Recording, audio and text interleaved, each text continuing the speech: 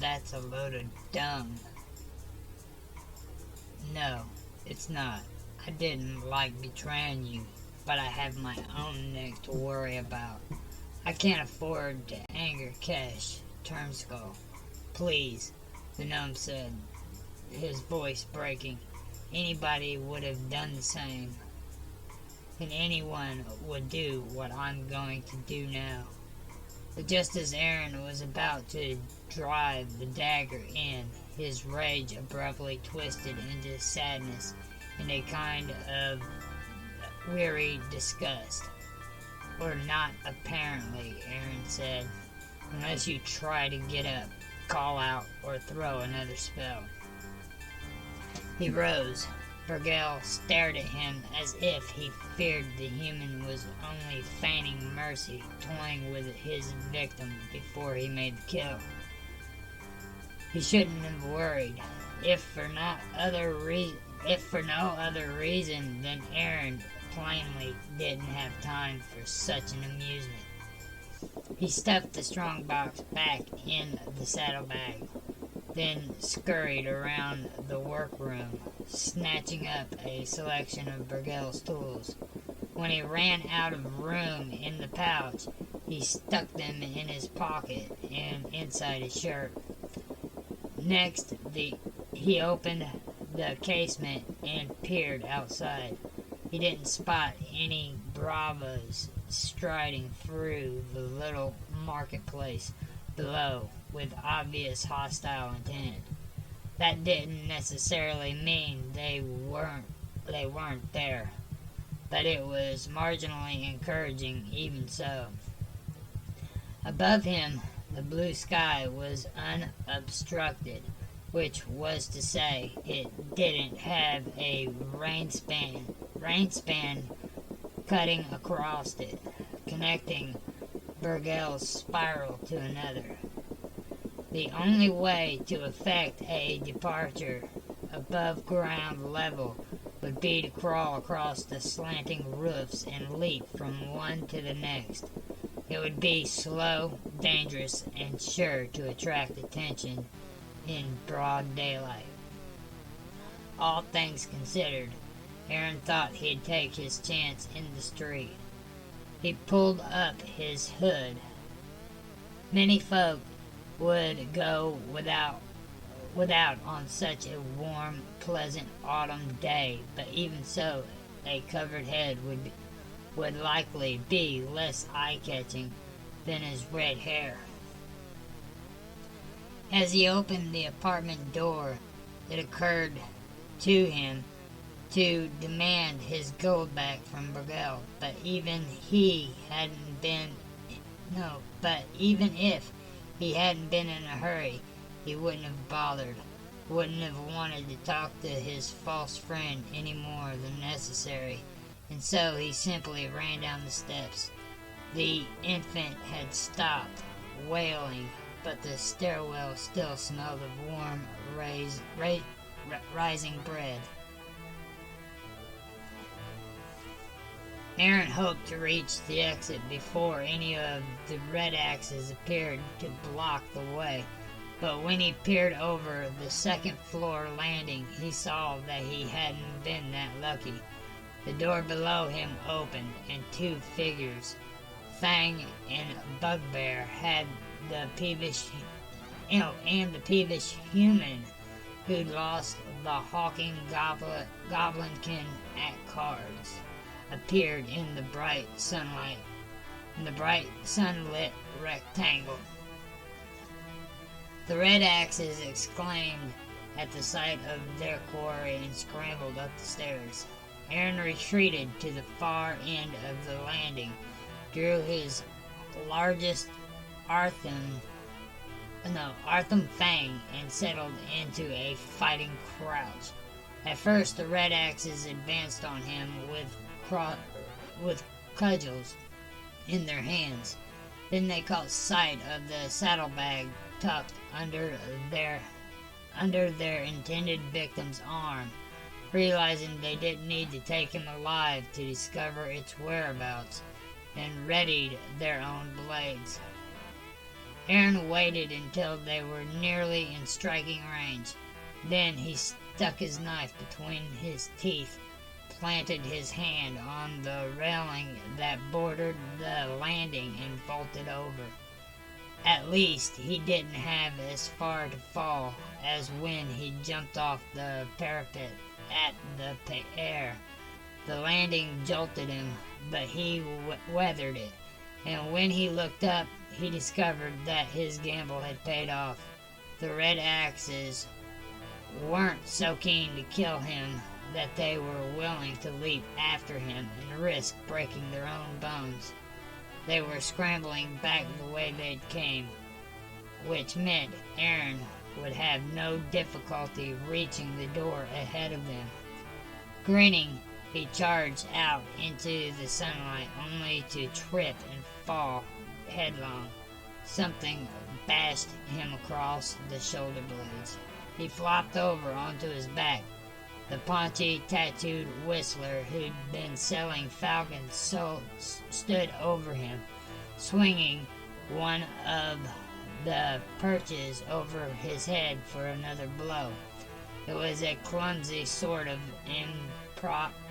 improvised quarterstaff, but it would do to bludgeon a man into submission.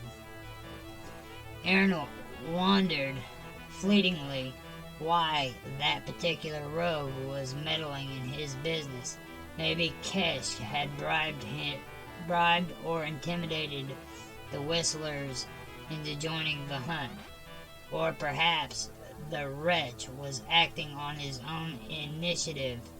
He might want to curry favor with the Red Axes and move up to membership in the more successful gang. Either way, Aaron had to deal with him quickly before Tharug and his partner ran back out the door. He tried to twist himself around into position to strike back, but didn't make it in time. The perch hurtled down, and the best defense he could manage was to catch it on his forearms instead of taking it across the face. The blow crushed home with brutal force. Aaron gasped at the pain, and some of the folk in the crowd laughed and cheered, and the whistler on. As far as the thief knew, they had no particular reason to favor his assailant over him, except the vendor currently held the upper hand, and the citizens of Weevil tended to enjoy watching a bully administer a good beating. The perch jerked up into the air. Aaron finished swinging himself around, pulling his knees up to his chest and lashing out with a double kick. His heels caught the whistler in the knees.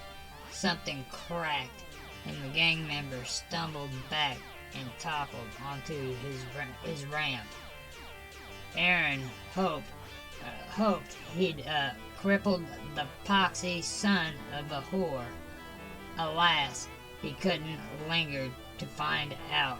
He had to keep moving. He scrambled to his feet and pivoted this way and that, trying to see what was going on. Squealing, people recoiled from the dagger in his hand, and in so doing somewhat impeded the advance of the pair of shaggy, long-legged gnolls shambling in his direction. The hyena-headed red axes with their glaring yellow eyes and lolling tongues were blocking the mouth of the cul-de-sac. Aaron had at most a few heartbeats to find another way out of the box. He cast about, looking for a passable alleyway between two of the surrounding spires. He didn't see one. His only option was to bolt into another of the buildings surrounding the dead end. He dashed towards a doorway and something smashed down on the top of his head. He collapsed to his knees amid a scatter of clay shards, dry earth, and withered stalks, and he realized someone had leaned out an upper-story window and dropped a flower pot on him. A second such missile shattered beside his right hand and jarred him into action. Shaking off the shock and pain, he scrambled on into the tower. The building had shops on the ground floor, an alehouse to the left, and a cobbler to the right. Since their windows opened on the same cul-de-sac, he was trying to escape. They were of no use to him. He ran on down a hallway, past the stairs, twisting upwards, and several closed doors that likely led to apartments, seeking a rear exit into the next street over. Alas, the corridor was a dead end too, and when he spun back around the knolls, Tharog and the human Red Axe were coming through the entry at the far end. Aaron tried one of the doors, locked, and he had no time to pick it or try to break it down. He tested a second. That one was open. He scrambled through, barred and looked around. Or he scrambled through, barred it, and looked around. As he expected, he invaded someone's home. The boarder, a haggard-looking, red-eyed woman, still dressed in her night clothes, sat at her spinning wheel, performing the labor that likely kept her housed and fed. She gaped at him in fear. "Sorry," he said, then sprinted towards the one small window. Behind him the door rattled, then started banging. The woman gawked for another moment. Then she rose and scurried towards the entry. She might not understand what was going on, but she knew she didn't want her door battered down. Aaron almost turned back to restrain her. Then he decided his chances would be better if he just kept running. He squirmed out the window onto the narrow, twisting lane that, like the cul-de-sac, connected to Balmonthar Street. He dashed to the major thoroughfare, then strode onward through the crowds, no longer running. That would make him too conspicuous, but hurrying. After a few minutes, he permitted himself to believe he'd shaken his pursuers. He reached under his cowl and gingerly fingered the sore spot where the flower pot had bashed him. He had a lump coming up. It would go nicely with all the bruises he was collecting, but to his relief, his scalp wasn't bloody. Apparently the hood had protected him a little. So he'd escaped relatively intact, outwitted the rest of the world again. He felt the usual surge of exhilaration, the thrill that, as much as the easy coin, accounted for his devotion to the outlaw life. Yet it wasn't quite as potent as usual. Perhaps Burgell's treachery was to blame, or the discovery that the Whistlers had joined forces with the Red Axes to hunt him down, or the way the onlookers had cheered to see him beaten, or the unpleasant surprise of the pot crashing down on his skull. What had that been about? Shadows of Mask had all Queeble turned against him. No, surely not. He just needed to settle this affair of the strongbox, and things would calm down. After a moment's thought, he headed for home and picked up the lantern he kept there. With the approach of evening, the Talon dance had become more crowded and unruly. The clamor of the customers nearly drowned out the constant, reedy music that droned from no visible source, as if ghosts were playing the birdpipes, shawms, and whistle canes. As she surveyed the assembly of orcs, hobgoblins, bugbuggers, ogres, lizardmen, and humans who appeared equally savage, Mary was glad that she had a comrade to watch her back. She turned to Zephyrus and said, "I don't think you'll have to linger here very long to see things you wouldn't see back in the monastery." "I imagine you're right," Zephyrus replied. "In fact, here's one of them now. Look sharp." An orc clad in a shirt of scale armor crowed and leaned forward to rake in its winnings. A lizard man on the opposite side of the table hissed, threw down its cards, grabbed the hooked short sword, and lay naked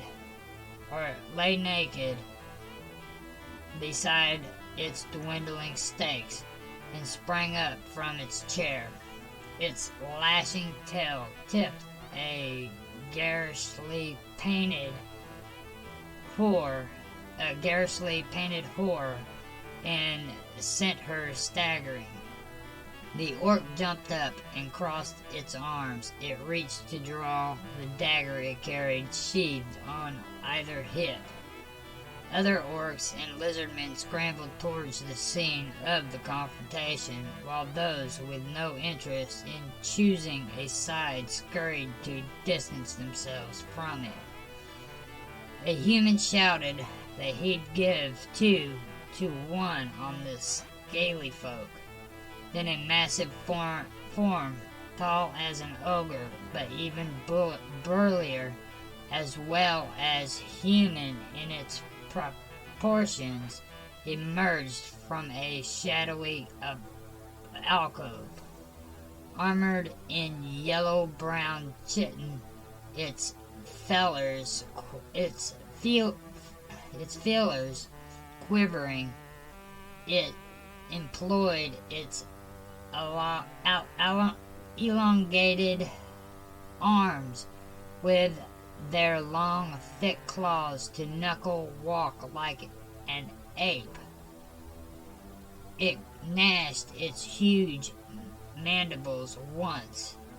Everyone jumped at the sharp rasp, turned, then froze when they saw what had made the sound. After a moment, the orcs and lizardmen lowered their weapons. Mary shook her head. She'd seen many strange things in her career as a scout, but few stranger than an umber hawk maintaining order in a tavern. If she could believe her training, the immense subterranean creatures possessed their own kind of intelligence, but not of a sort that disposed them to cooperate with humans or even goblin kin. "Amazing," she said, as the Umberhawk, eventually satisfied that it had cowed the would-be brawlers, turned away. "The Yuan-Ti said the owner of the Talon dance was a wizard," Zephyrus replied. "It didn't mention her magic was powerful enough to enslave a brute like that. Maybe there's another explanation. Possibly." Feeling reluctant Mary asked. No, merely pointing out that we'll need to keep our wits about us. Believe it or not, I've been trying to do that right along, even if you couldn't tell it from the way I blundered into the slaver's trap. Mary smiled crookedly, nodded at the female gnoll standing behind a bar, and said, "Let's talk to that one." As they wended their way through the crowd, a sweaty, musky, half-animal stench, compounded of the individual stinks of unwashed specimens of 20 different races, assailed Mary's nostrils. Its thumb on the scale a hobgoblin weighed out measures of Mordain powder for eager, in some cases frantic, addicts. Prostitutes pulled down their bodies or lifted their skirts, exposing expanses of pimply, pusty flesh to entice their customers. A potential buyer peered into a slave's ears in a foppishly dressed, nervous-looking young man dickered with a pair of ruffians trying to negotiate his uncle's murder. It was all sordid and repulsive, almost beyond belief, and Mary glanced at Cephres to see how she was tolerating it. Somewhat to her surprise, the monastic whore, her usual half-smile, as if the scene didn't trouble her in the slightest. Evidently, the broken ones achieved some genuine serenity through their martial exercises and meditation. "What you want?" snarled the gnoll. A bit of slaver dripping from its canine muzzle. It could speak the common tongue employed by a good many civilized and even barbaric folk across the continent of Pharaoh, but not very well. "We need to speak to Nanitha Dalave," Mary said as she laid a silver piece on the bar. The gnoll failed to pick up the coin. "Don't know nobody named that," it said. "What you drink?" "She owns this place," Mary said. The Yuan-Ti she and Cephres had interrogated had told them as much, and since the Snake Man had feared for its life at the time, she was inclined to believe it. "Don't know her," the gnoll repeated. "Buy drinks or get out."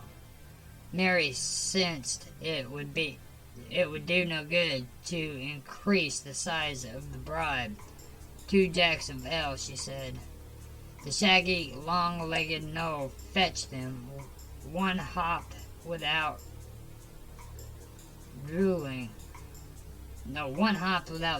into them during the process. The shaggy, long-legged gnoll fetched them. One hoped without drooling into them during the process, and the 2 humans stepped away from the bar. "What now?" Cephres asked.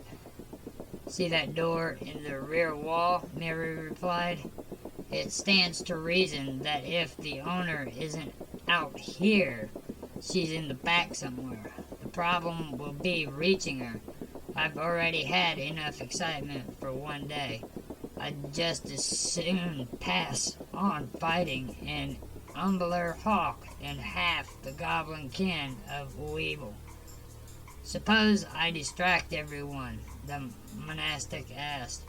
Would you be comfortable bracing a wizard by yourself? Yes, Mary said. But what are you planning? I don't want you putting yourself in danger.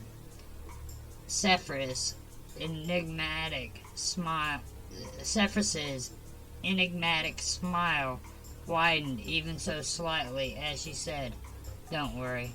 Everybody in Weeble loves knife play, so I'll simply teach them a thing or two about the sport.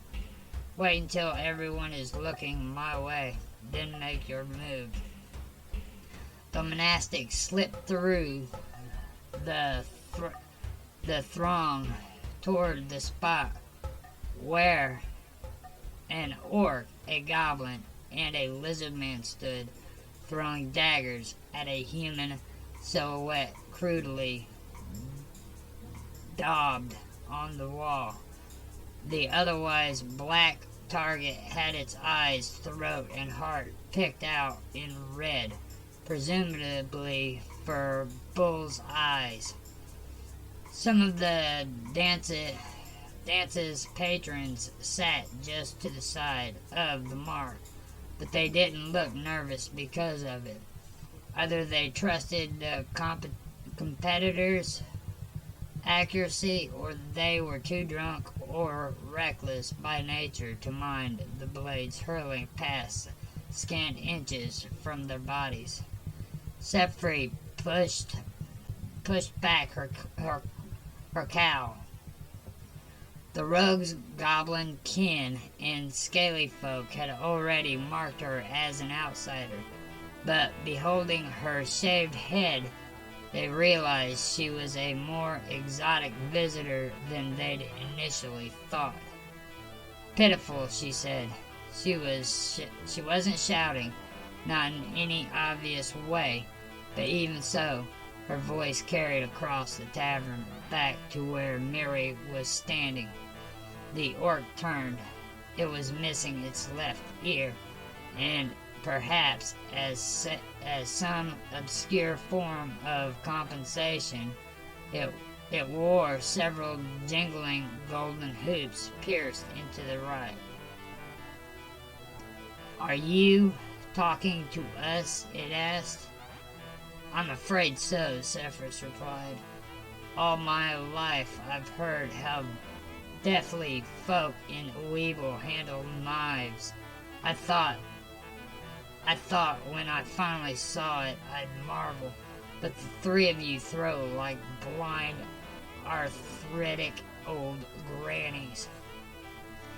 The orc bristled, considering that neither it nor its fellow players had missed the painted figure it was entitled. Can you do better? The humanoid grunted. Of course, said Zephyrus. Anyone could. Her movements a fluid blur, she snatched her chakrams from her pockets and threw them one after the other. Mary was impressed. She trained hard to learn to knock, draw, and loose her arrows rapidly, but she would have been hard-pressed to send a pair of them flying as fast as that. The razor-edged rings thunked into the target's torso. The one-eared orc spat. That's not as good as my throwing. Last round, I hit both the eyes. I needed to warm up, Zephyrus replied. I'm ready to play now. We already have a game going on, the goblin said. The small, bandy-legged creature wore a royal blue velvet cape that was both blood-stained and considerably too large for it. Presumably, it had stolen the garment off a corpse. Begin a new one, Cephas said. Unless you're afraid to play against someone who knows how to throw a knife. Why would we start over? Asked the orc. We throw for gold. Have you got any? Not much, Cephas said. Then stop wasting our time before we decide to use you for a target.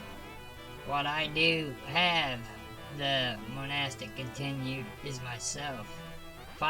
If I lose, I do the winner's bidding until sunrise. Anything he asks. The offer shook Mary and likewise silenced the crowd for a heartbeat or two. Then the onlookers started to laugh and babble. You are saying, said the orc. You say anything, said the orc. It's liable to be just about anything nasty. What do I care about warm-blooded females, growled the lizard man. You could rid her out, said the one-eared orc. The place is full of folk who'd relish a go at a fresh, clean human woman, even if she is bald. Not that you're going to win. I am. I take it my wager is acceptable, Cephas said. Yes, said the orc, leering. There's just one thing. You challenged us to a knife-throwing contest, so you'll have to use knives, not those rings. It pulled a pair of daggers from its boots, tossed them into the air, caught them by the blades, and preferred them hilts first, and proffered them hilts first. If Cephas felt dismay at the substitution, she didn't let it show. She examined the knives and then said, This will do. What are the rules? You throw 2 times every round, said the orc. Hit the black and it's a point. Hit the red and it's 5. Miss the red 3 times in a row and you're out. First 1 to 300 wins. Cephas nodded and asked, Who starts? Maidens first, the orc said with a grin. Mary saw that the whole tavern was watching the bout, which meant it was time to sneak away. But she couldn't not just then. She couldn't bring herself to abandon Cephas, and she felt confident that the monastic had at least a reasonable chance of holding her own against the other players. Cephas threw the dagger as quickly as she cast the chakrams. One pierced the target's heart and the other its throat. She was equally accurate in the following round. Of course, even if she was victorious, it wouldn't necessarily mean she was out of danger. The losers might resent the humiliation and decide to molest her anyway. But for the moment, at least, she was safe. The spectators perceived she had such a good chance that some of them were betting on her, and everyone wanted to see how the contest would turn out. Mary would do her best to return before the end, so that whatever happened, Cephas would have a comrade to help her escape harm. For surely, wager or no, the monastic had no intentions of submitting herself to the brutality of a gang of ruffians and goblinkin, nor, as far as Mary was concerned, did honor require that she should. The ranger skulked along the wall until she reached the doorway, then slipped through On the other side was a corridor with chambers opened off to either side.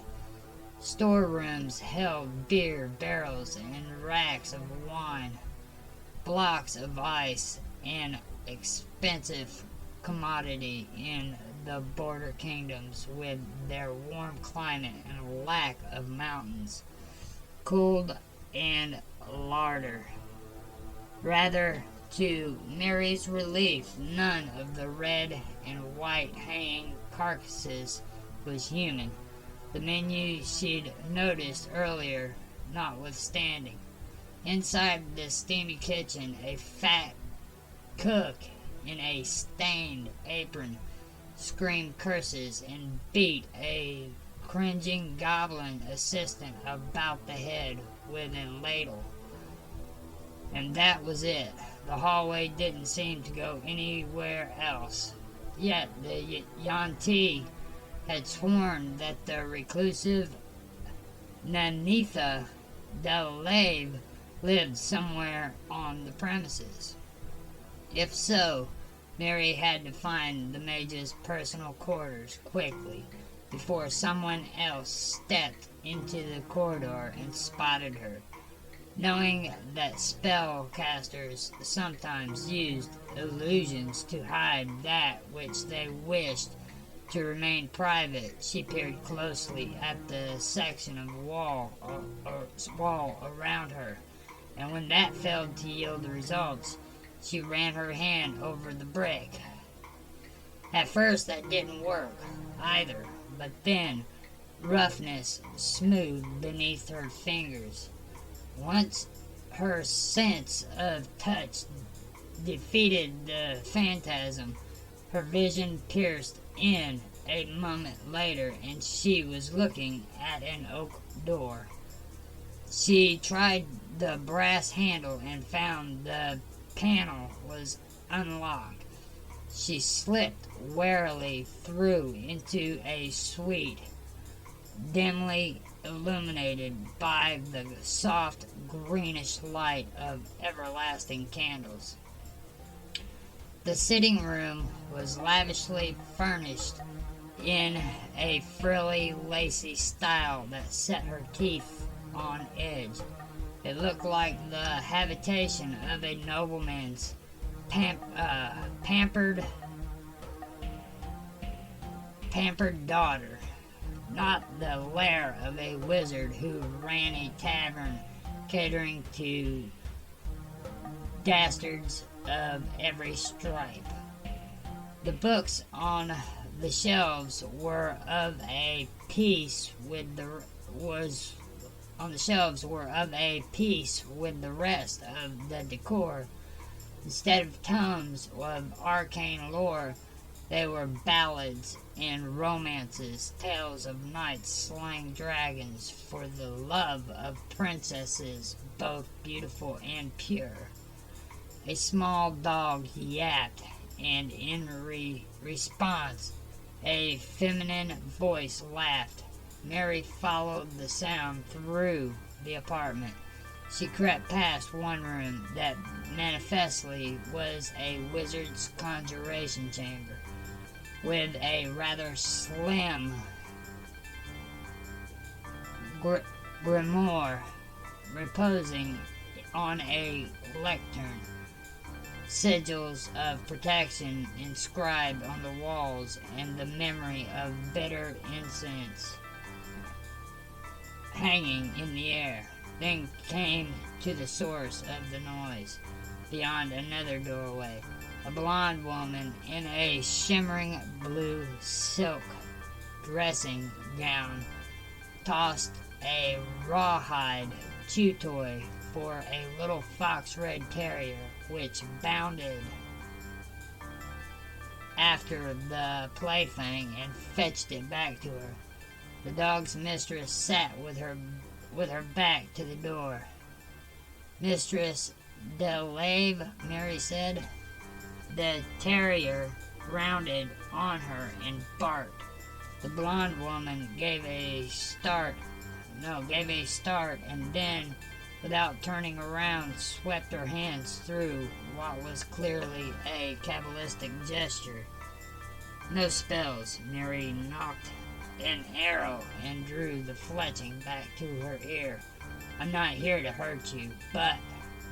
She broke off the threat because Nanitha obviously had no intentions of heeding her. Her hands kept moving.